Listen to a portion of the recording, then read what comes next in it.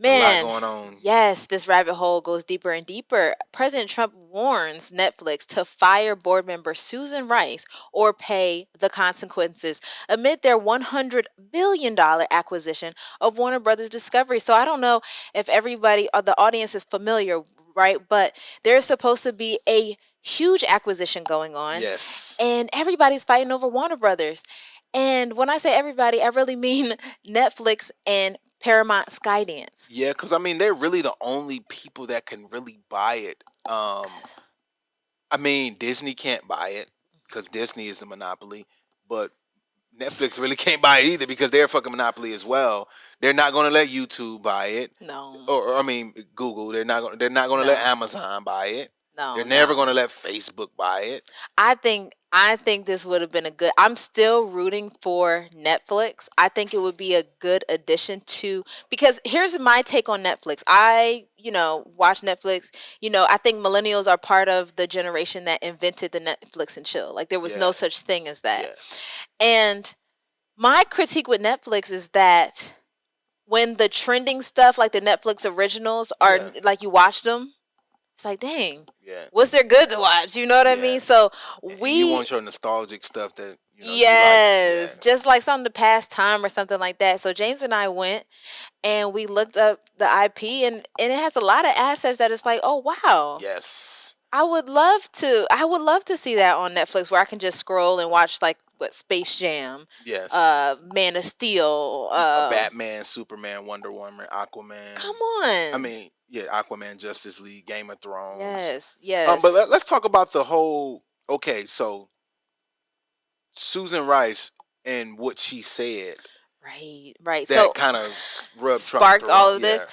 So I'm gonna quote a little bit of what she said here. She was on a podcast and she was talking about corporations kind of bending the knee to Trump. And she said, Yes. if these corporations think that Democrats, when they come back into power, are going to play by the old rules and say, oh, never mind, we'll forgive you for all the people that you fired, all the policies and principles you violated, all of the laws you skirted around, I think they got another thing coming.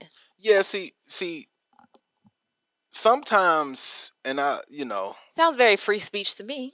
that's free speech, but sometimes you do got to learn when to you got to learn when to shut up. But here's my conspiracy theory. I don't Okay. really think Netflix wants to buy this. I think Netflix really don't want Paramount. They want to stop Paramount from becoming a behemoth that they would really become by buying this. And then also, so we're going to talk about this, and this all can be strategic.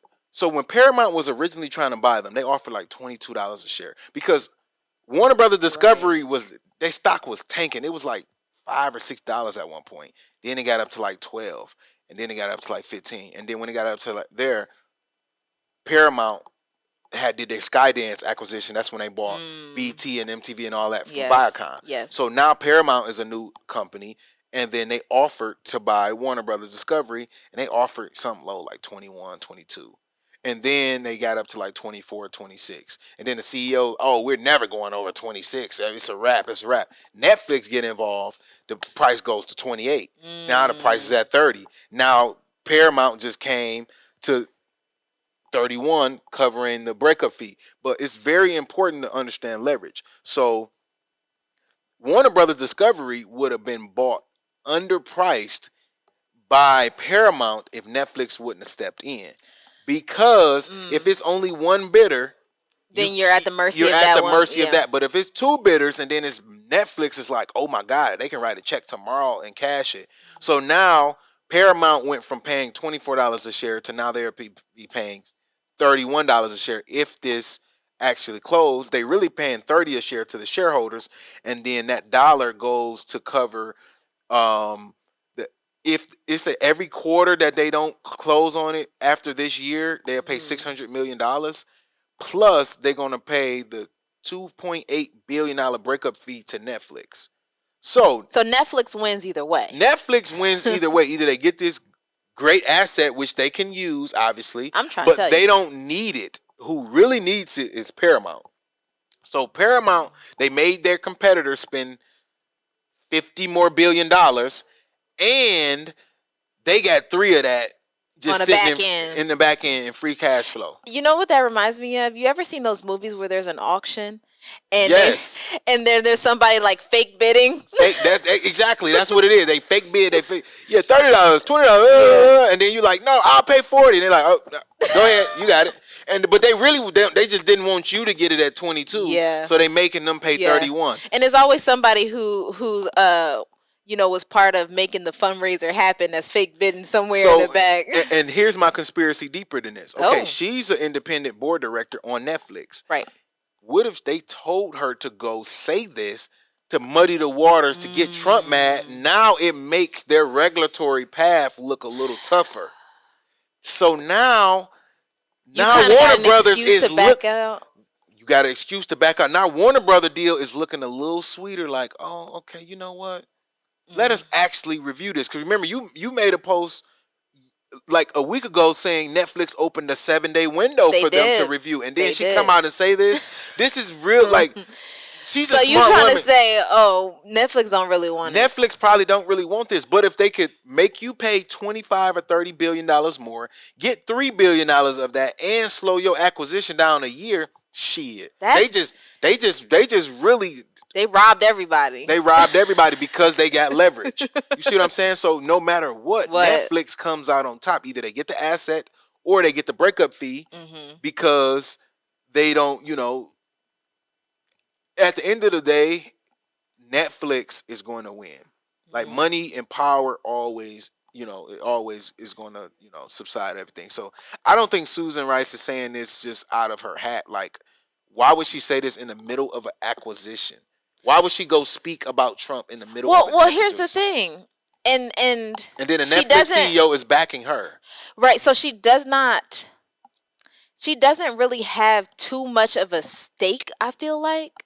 Why not? She's an independent board director. That's what I'm saying. She's independent. So it's like, I'm a part of the board. I make like decisions and things like that. She still has a fiduciary response. Like they could literally sue her for messing up their deal. Yes. But hell yeah, they sue her. They can't really do it. They would have to sue the president for trying to, I guess have an extra layer of scrutiny because they didn't like someone's free speech. Here's my point. My point is, what if she got paid to come on this podcast? So you're saying I'm supposed to forego my bag? Yes. When you have a fiduciary responsibility. That's just like I'm your lawyer and somebody paid me to come speak about your case. No, I have a fiduciary responsibility to my client. So which one's more important? Because not only is she on the board with Netflix, right? But she was worked for like the Obama administration and the Biden administration. Right. So likely when she's not on the boards or at the same time as being on Netflix board, she is a political person. She is, but she has power. She has all of this. But what I'm trying to explain is you as a board member, you're not just going out and speaking out crazy like this. They're being strategic with what they're doing. She's not just speaking out and saying this because that's just how she feels. That's how poor people just go out and I just say whatever I want. I don't give a fuck. Fuck my boss. That's not how rich and successful board members and these highly accomplished people, they got PR teams. They got people, they reviewing the questions. She could have easily said, hey, can you take that part out of the podcast?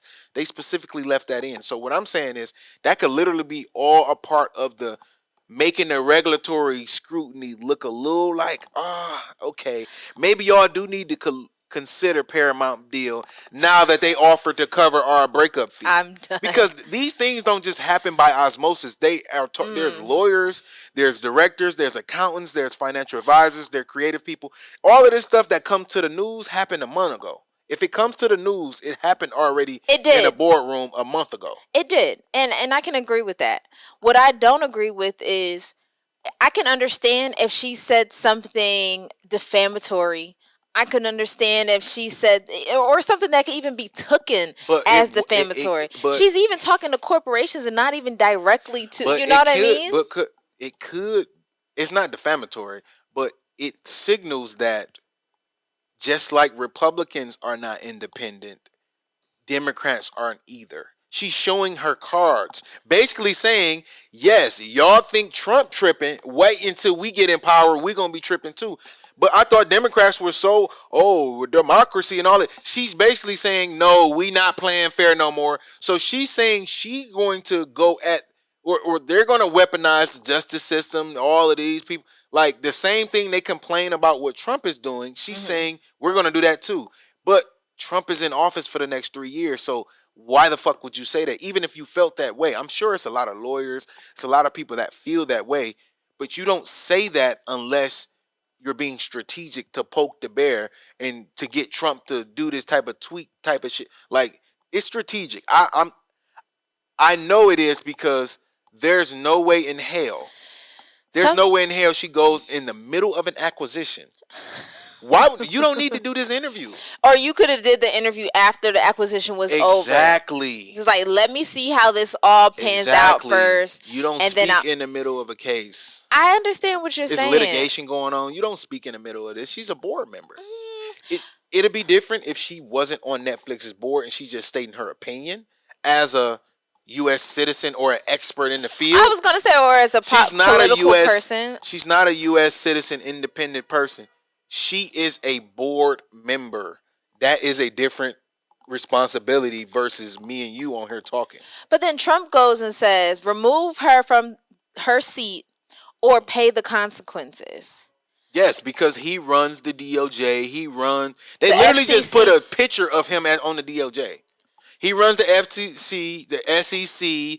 He runs all of this. All the attorney generals in the red states are going to. You know what my come problem together is? and- I remember Bush's last 4 years in office, and I remember this is nothing compared to how everybody hated the war. People were losing family members. People said ain't no weapons of mass destruction. People were saying it with their chest, and nobody got fired. That is my frame of mind of coming into politics and coming into like people bashing the president. This is not even bashing. So for what you're saying is like for a president as sensitive as Donald Trump, you just can't say anything at all. Well, no. But I'm saying like this bear. is not politics as usual. This is a whole different beast that you can't state your opinion and talk to corporations. Well, you can state your opinion, but there's repercussions. Like there's free. You got freedom of speech, but you don't have freedom from the repercussions that happen based off of your speech and based off of your retaliatory. Position. Everybody retaliates. That's a human nature. Like that's not a Republican. It's against the law. Not in this case when you are the head. You can go to the EEOC, DOJ. You know, yeah, none of that shit matters. But I feel where you coming from in a utopian my political world. No, not even. My political framework is everybody bashing. Like when I came to because I voted in the third grade for Al Gore. What the hell? We had a third grade thing. Y'all had a third grade election Yes. and you voted for Al Gore? So but that was the first term. I'm talking about Bush's second term. Yeah. Right. So now I'm fully kind of like aware. And by the time I got aware of the political landscape, oh my God, they was giving Bush uppercuts like left and right. And it wasn't take him off the air, take them off. Like it was just, hey, like I'm the president, I gotta eat that. Like that is politics as usual. This is a new thing. It is. This is a new thing. It is, but they was throwing shoes at Bush. What I'm saying is, she's a smart woman. She's strategic. She's very high up. She's very high level. She's not doing this just she's not pulling this out her hat. I believe it's strategic because Netflix never really intended to close on the deal because they know they are a monopoly, so they can't grow through acquisitions. They got to grow through licensing and different avenues like advertising and things like that. So if anything, Trump took the bait. Of course, because they know he's going to take the bait. Because if he tweaked this, now it looks like the regulatory scrutiny just went through the roof. So now it's like, I got it back. Damn, maybe we should take Paramount call. Because remember, at first they weren't even taking Paramount call. They weren't even trying to even hear them out. Mm-hmm. But now it's like, okay, maybe we should hear them out. Oh, and they trying to play the breakup fee. So now it takes the $2.8 billion off of Warner Brothers, put it on Paramount. So Netflix is walking away with $3 billion. I will say it's not a bad deal. It's not.